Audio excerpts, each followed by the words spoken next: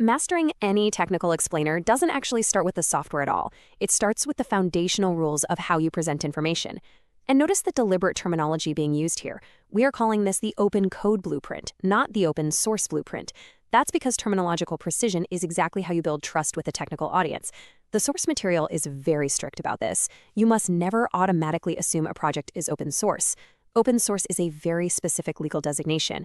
Unless commercial usage, redistribution, and modification rights are explicitly stated, we have to use the safer, much more accurate term open code.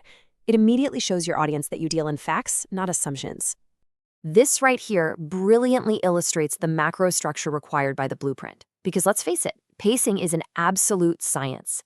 This timeline maps out exactly how an ideal 8 to 10 minute explainer should flow. You don't spend 5 minutes rambling in the intro. You get to the full setup by minute 3. You hit your live demos by minute 6. This kind of constraint forces you to be ruthlessly efficient. It cuts out the fluff and delivers concentrated value at a rhythm that actually keeps the human brain engaged. Listen, if you don't hook your audience and give them absolute clarity in that first 60 seconds, they are gone. They're going to click away. To prevent that, you absolutely must start with a punchy, rapid-fire, quick summary. Instantly, the viewer needs to know the project name, a super brief 2 to 4 sentence summary of what it actually does, whether it's for beginners or experts, how long the setup will take, what prerequisites they need, and exactly who the project is best for. If you provide those 6 elements right out of the gate, the viewer can immediately self-qualify. They know exactly what they're getting into and they don't feel overwhelmed. And this rule is absolutely paramount. Explain the project as if the viewer has never even heard of it. It is so easy for technical folks to suffer from the curse of knowledge, but the blueprint demands beginner-friendly language. You've got to strip away the heavy jargon and anchor the concept in reality, using at least one simple, real-world example. So, if you're explaining a data scraping tool, don't talk about async network requests. Talk about automatically grabbing a list of prices for a travel spreadsheet. Make it relatable. This phase is the gauntlet. Frankly, this is where 90% of technical explainers just completely fail because they assume way too much. The crucial point here is that we have to walk through these rigid, intermediate steps visually and explicitly. We never, ever skip a step. We don't just wave our hands and say, just grab the repo. We say, step 2, clone the repository, and we show the exact command to do it. We even show step 4, verify the files, explaining what important folders the user should actually be seeing on their screen. Why? Because if a beginner gets an error at step 2, but you skip straight to step 5, well, you've lost them forever. Now, right after installation comes configuration. The blueprint requires a clear, no-nonsense breakdown of the essentials: your environment variables, required ports, database connections. But I really want you to notice that second point. Use placeholders. When you're making an explainer, you are strictly instructed to never create or display real active credentials, passwords, or API keys.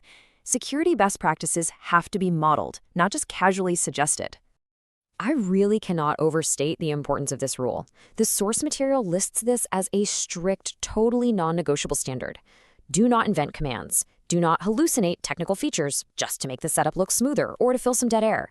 If a configuration item is unclear or it's undocumented in the original project, you have to explicitly tell your audience, hey, this is undocumented. Honestly, transparency is infinitely better than sending a learner on a wild goose chase. We're transitioning now from the dry, technical setup into actual, tangible value. You've built the thing. Now you have to prove it actually works. And that brings us to the number 10. The blueprint explicitly demands that you provide at least 10 genuinely useful, real-world use cases. It is just not enough to say, here's the tool, go figure it out. You have to demonstrate its true capability. Whether it's designed for freelancers, researchers, or startups, providing 10 distinct use cases forces you to thoroughly research the project and proves to your viewer that the software is versatile and actually worth their time. But hold on, before you can get to all 10 of those use cases, you have to do a first-time walkthrough. A complete demo needs to be incredibly specific. You are essentially guiding the user hand in hand through their very first successful action. Open the app, tweak the first setting, add a single data point, run the task, and most importantly, you need to clearly explain what the resulting output actually means. That first little win is absolutely vital for viewer retention and building their confidence. In the real world, things definitely don't always go perfectly, which naturally leads us to ask, what happens when the installation fails? It's a fantastic question, isn't it? A perfect explainer anticipates failure, instead of just presenting this shiny, unrealistic happy path. The blueprint requires a dedicated troubleshooting section that zeroes in on problems actually documented in the source materials.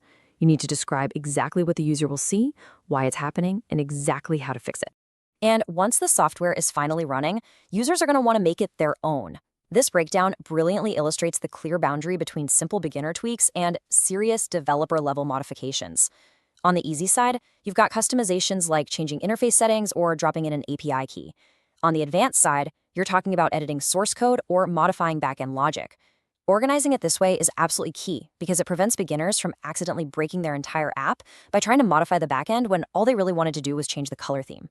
Speaking of breaking things, the blueprint also dictates exactly how to explain updates. Following a step-by-step, safe update process is completely crucial. Notice step 1 right there: backup important data. If an explainer skips straight to download latest changes, they are literally setting their viewers up for disaster.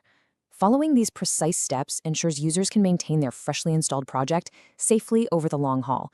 We've reached the final wrap-up phase, which is where you synthesize everything you've just taught. Look, transparency is the ultimate way to build long-term trust with a technical audience. The blueprint ensures you deliver an honest verdict by setting clear visual boundaries for the viewer. You need to contrast the ideal target audience against those who are just going to find the tool way too complex or unnecessary. Not every tool is for everyone. If an enterprise-grade database is incredible for large corporate teams, but a total nightmare for a solo student building a portfolio, you have to state that explicitly. And you absolutely must list real limitations based strictly on the sources. Look at the factors here: hardware requirements, API costs, technical knowledge required. The golden rule here is that you do not just invent criticism to sound balanced, but you must highlight the actual, real-world hurdles. If a tool requires a massive, expensive GPU to run properly, that is a hard limitation for a lot of people, and omitting that fact does a massive disservice to your audience. So the crucial point of this entire blueprint really boils down to this singular quote from the source material: if information is missing, unclear, or contradictory, clearly say so instead of guessing.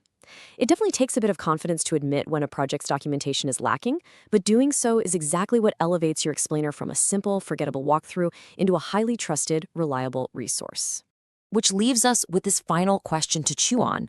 Are your explainers actually empowering beginners to build, or are you just leaving them to guess in the dark? By adopting the rigid structure, the extreme clarity, and the unflinching honesty of the OpenCode blueprint, you ensure that every tutorial you create or follow actually delivers on its promise. Don't let your audience guess. Give them the blueprint.